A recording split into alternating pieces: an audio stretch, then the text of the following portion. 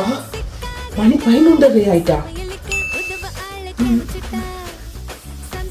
பசிக்கிற மாதிரி இருக்கே. அப்பா எனக்கு பசிக்குதுப்பா. மட்டன் பிரியாணி சாப்பிடணும் போல இருக்கப்பா. அப்பா பிரியாணி வாங்க இங்க போறேன் கடைக்கு. 11 மணி ஆயிடுச்சு. நான் எங்கடி போயிட்டு கதவை தட்டுறது? அதுல என்ன செய்யறது? எனக்கு தெரியாது. எனக்கு மட்டன் பிரியாணி சாப்பிடணும் போல இருக்கு. இப்ப நீங்க வழி தரீங்களா இல்லையா? முடியாது என்னால.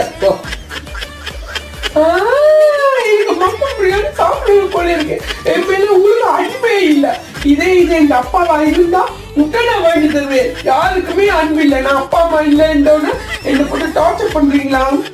எனக்கு மட்டன் பிரியாணி சாப்பிடணும். அம்பளி வாயத்தான் போடு அவ்வளவுதான். இனி அப்பா சொல்லியே காரியத்தை சாதிக்க பார்க்கிறான். என்ன செய்கிறது? நான் போய் வாங்கிட்டு வரேன்.